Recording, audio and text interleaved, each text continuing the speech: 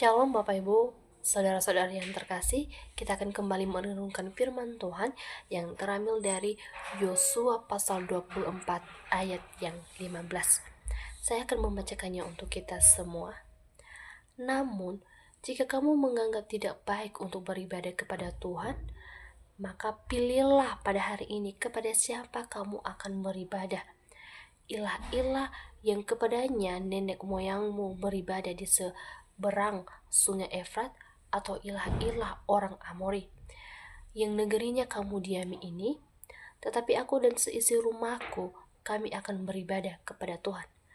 Maka tema kita pada saat ini yaitu komitmenku ialah menyembah Allah yang hidup. Komitmenku ialah menyembah Allah yang hidup.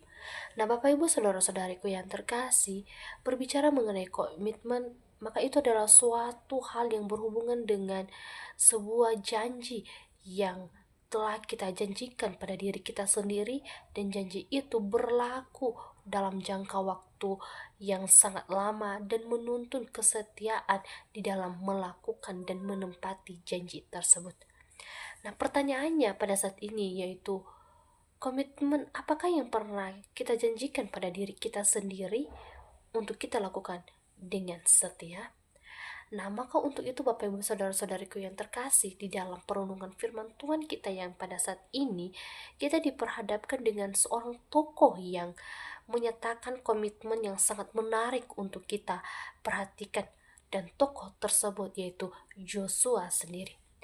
Nah, Bapak Ibu saudara-saudara yang terkasih, kita tahu bahwa Yosua adalah kaki tangan Allah yang memperpanjang atau yang melanjutkan pekerjaan Musa dalam menuntun bangsa Israel menuju tanah perjanjian, yaitu tanah Kanaan. Nah, ketika Yosua menyatakan komitmen, itu dilatar belakangi oleh bangsa Israel yang telah melihat dan merasakan bagaimana pekerjaan Allah yang tidak bisa terselami oleh pikiran mereka yang menuntut mereka untuk keluar dari perbudakan tanah Mesir pada waktu itu, menuju tanah Kanaan yang berlimpah kekayaan. Nah, dalam proses perjalanan ini yang ditempuh oleh bangsa Israel bukanlah suatu hal yang mudah bagi mereka. Banyak bangsa asing yang menghalangi perjalanan mereka hingga mereka melakukan sebuah peperangan pada waktu itu. Ketika mereka berjalan dengan mengandalkan kekuatan mereka sendiri, maka mereka tidak akan pernah bisa sampai kepada tanah Kanaan yang merupakan tanah perjanjian itu, sebab kekuatan mereka tidak setimpal dengan kekuatan musuh-musuh mereka. Namun Bapak Ibu saudara-saudariku yang terkasih, menariknya di sini tapi kita perhatikan bahwa meskipun bangsa Israel yang baru keluar dari perbudakan tidak memiliki keahlian dalam peperangan, mereka dapat lolos dari bangsa Mesir dan bahkan mereka bisa menang dan dengan melawan sejumlah bangsa-bangsa asing hingga menduduki tanah Kanaan. Nah, ketika melihat hal ini, maka fakta yang terdapat di dalam kisah ini ialah Allah yang bekerja di balik orang Israel. Nah, Bapak Ibu saudara-saudariku yang terkasih, ketika bangsa Israel telah sampai ke tanah Kanaan dengan kesadaran penuh bahwa itu semua karena pekerjaan Allah di dalam kehidupan mereka, maka Yosua sebagai pemimpin mereka memberikan pertanyaan sekaligus pernyataan kepada bangsa Israel tentang kepada siapakah mereka harus menyembah. Dalam pertanyaan yang dilontarkan oleh Yosua dengan berkata, "Jika kamu menganggap tidak baik untuk beribadah kepada Tuhan, pilihlah pada hari ini kepada siapa kamu akan beribadah."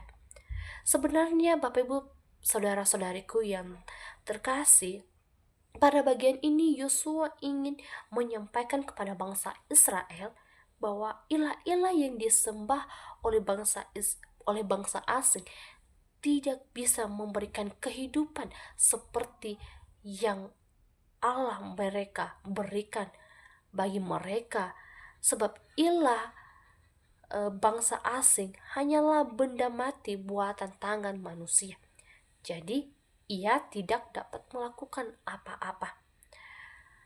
Nah, Bapak Ibu saudara-saudariku yang terkasih, hal ini disampaikan oleh Yosea. Karena bangsa Israel sebelumnya sempat meragukan Allah dan memilih untuk menyembah Allah lain. Jadi, supaya bangsa Israel tidak lagi melakukan kesalahan yang sama, ia langsung memberikan pertanyaan kepada mereka dan disertai dengan pernyataan bahwa jika rumahnya akan tetap menyembah Allah yang telah menuntut mereka ke tanah Kanaan. Nah, Bapak Ibu saudara-saudaraku yang terkasih, pernyataan ini diberikan oleh Yosua supaya bangsa Israel semakin diyakinkan bahwa Allah mereka adalah Allah yang hidup sehingga layak untuk disembah. Jadi, meskipun seluruh bangsa Israel meninggalkannya, Yosua tetap memilih untuk menyembahnya.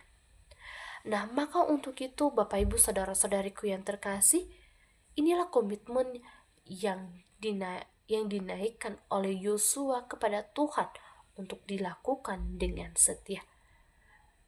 Ketika kita melihat bagian ini, maka sebenarnya ini dapat mendorong kita untuk semakin melihat bahwa Allah kita adalah Allah yang perkasa, Allah yang berkuasa, dan Allah yang layak diagungkan.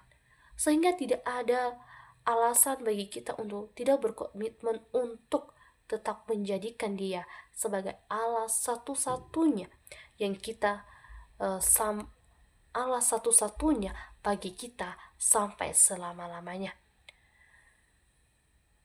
Maka dari hal ini kita belajar bahwa Tuhan Yesus. Maka untuk